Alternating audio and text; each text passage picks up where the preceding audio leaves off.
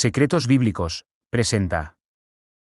¿Es la Iglesia Católica la religión verdadera como afirman los católicos? Para saber si una religión tiene la aprobación de Dios, debemos ver sus antecedentes, su historia y sus prácticas.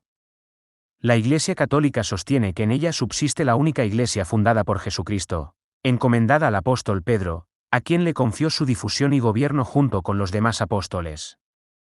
La cabeza visible de la Iglesia Católica es el obispo de Roma, el Papa, considerado el sucesor del apóstol Pedro. Pero si analizamos la historia, podemos observar cómo la Iglesia Católica Romana nace en el siglo IV de la mano del emperador Teodosio I el Grande. Bajo el Edicto de Tesalónica se impone a la fuerza que la única religión debe ser la católica. Vamos a leer un pequeño fragmento. Ordenamos que tengan el nombre de cristianos católicos quienes sigan esta norma, mientras que los demás los juzgamos dementes y locos sobre los que pesará la infamia de la herejía. Sus lugares de reunión no recibirán el nombre de iglesias y serán objeto, primero de la venganza divina, y después serán castigados por nuestra propia iniciativa que adoptaremos siguiendo la voluntad celestial. Sí, la Iglesia Católica nace de la mano de un emperador que se hacía llamar cristiano, a pesar que iba a las guerras a matar a su semejante. E impuso la Iglesia Católica a la fuerza y bajo coacción. Este es el verdadero nacimiento de la Iglesia Católica Apostólica Romana. La Iglesia, en vez de rechazar la intromisión del Estado, la abrazó, uniendo esta alianza hasta el día de hoy. El Papa Dámaso también dio la orden de llamar herejes a todos los que no aceptaran la doctrina de la Trinidad que impuso el emperador Teodosio. Si alguno no dijere que el Padre es siempre, que el Hijo es siempre y que el Espíritu Santo es siempre, es hereje. Papa Dámaso 382 después de Cristo. Con el brazo fuerte del Estado y la apostasía de la Iglesia, entraremos en la era más oscura del cristianismo. A partir de ahora, la Iglesia perseguirá sin tregua a los cristianos que no se sometieran a los delirios del Papa de turno, llegando a quemar vivos a todos los disidentes en lo que se conocería como la Santa Inquisición. El término Inquisición alude al tribunal eclesiástico que inquiría y castigaba los delitos contra la fe. El germen de la Inquisición tiene su origen a finales del siglo XII con la bula papal de Lucio III, mediante la cual se establece un tribunal inquisitorial en Francia con el objetivo de acabar con los herejes cátaros. Pero el verdadero artífice del sistema inquisitorial medieval fue el Papa Inocencio III, que fue quien designó los primeros inquisidores en el año 1198 y sentó las bases de lo que, a comienzos del siglo XIII, era la Inquisición europea, la cual fue bien acogida entre los monarcas gracias al tremendo poder que otorgaba una institución así. Poco a poco, este precedente iniciado por Lucio III iría tejiendo su tela de araña por muchos territorios de la Europa católica de los siglos XIII, XIV y XV, entre los que se encontraban las monarquías de Francia, Aragón, las ciudades del norte de Italia y el Imperio. Con el Papa Gregorio IX se daría el paso definitivo en 1231 hacia una Inquisición personalista a través de la bula Excommunicamus, estableciendo un sistema de tribunales itinerantes compuestos por inquisidores que eran jueces y delegados del propio Papa. Este nuevo modelo sembró el terror por aquellos territorios por los que se había distribuido debido a su sistema de denuncias, torturas, multas y confiscación de bienes. Les recuerdo a todos los presentes que están obligados por su voto de obediencia y bajo pena de ser excomulgados a ayudar al inquisidor en su dolorosa cruzada contra la herejía.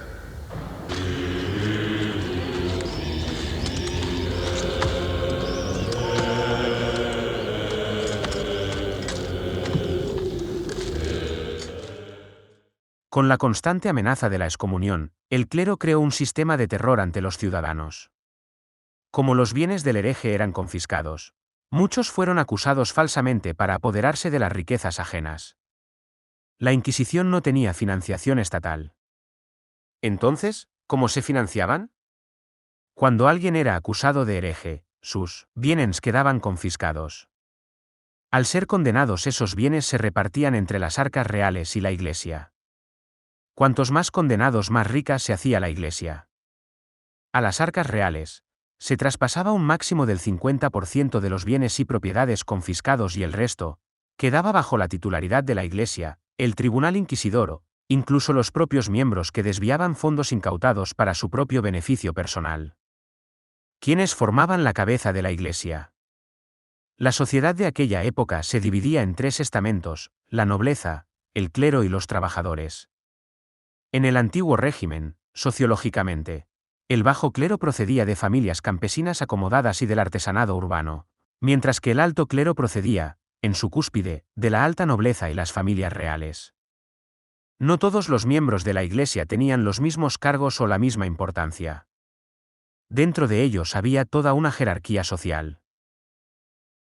Como también ocurría con los nobles, el clero se dividía en alto clero y bajo clero, dentro de los cuales se establecían diferentes rangos.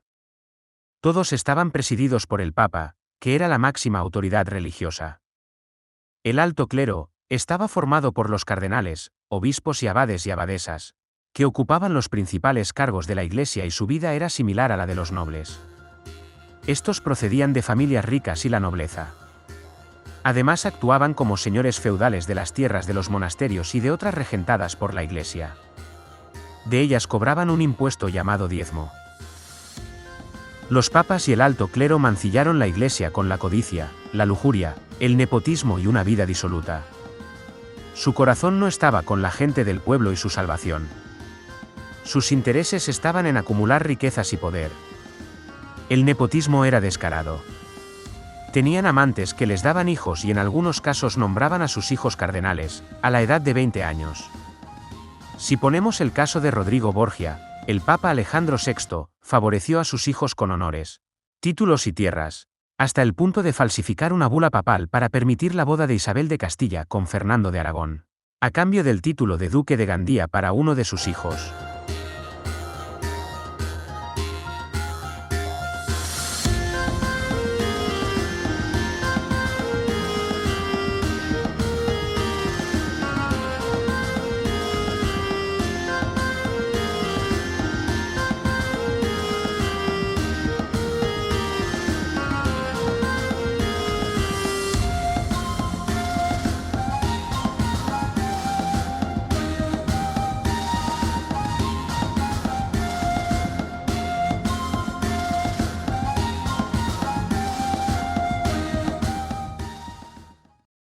Uno de los casos más controvertidos sería el Papa Benedicto IX.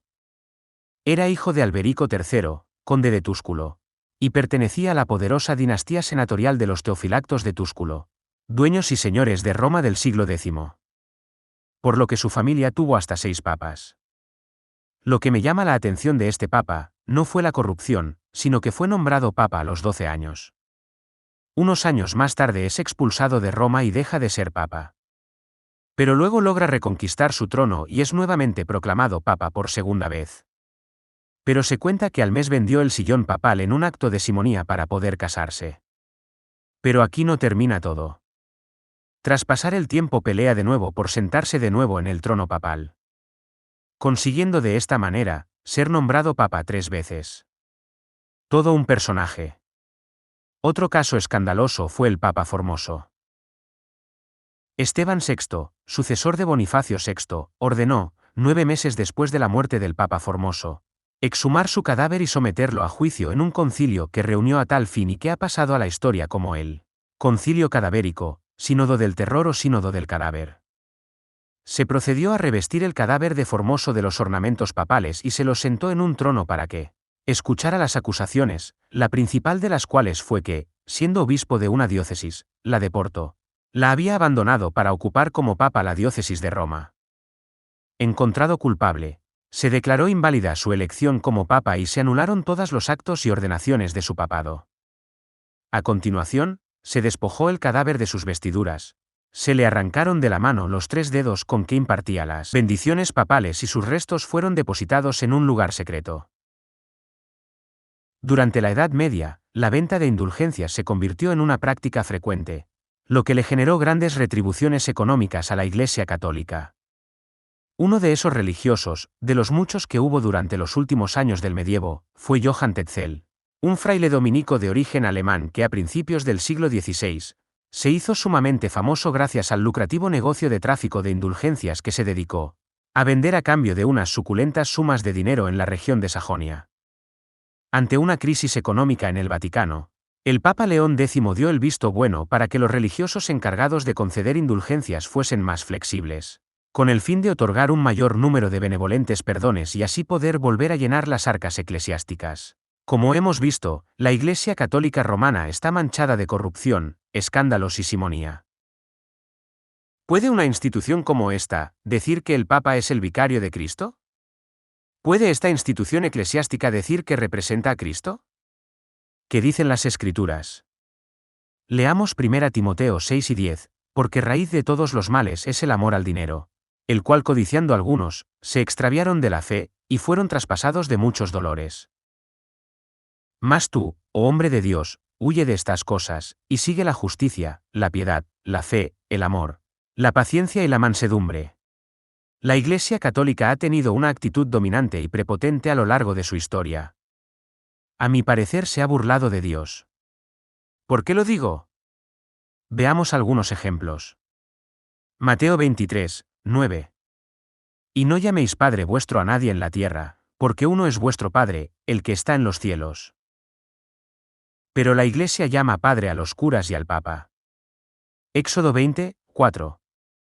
No te harás imagen, ni ninguna semejanza de lo que esté arriba en el cielo, ni abajo en la tierra, ni en las aguas debajo de la tierra. No te inclinarás a ellas, ni las honrarás, porque yo soy Jehová tu Dios. ¿Qué hace la Iglesia? Llena las iglesias de imágenes y se postra ante ellas.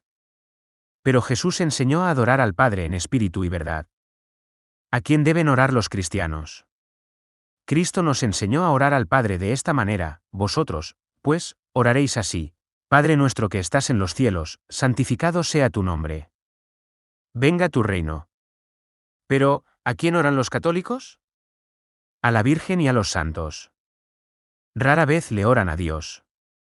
Pero los santos y la Virgen están muertos a la espera de la resurrección en el último día. Por lo tanto, sus oraciones van a ninguna parte. La salvación se encuentra en Cristo, no en las iglesias. Juan 10, 9. Yo soy la puerta, el que por mí entrare, será salvo, y entrará, y saldrá, y hallará pastos. Juan 14, 6. Yo soy el camino, y la verdad, y la vida, nadie viene al Padre, sino por mí.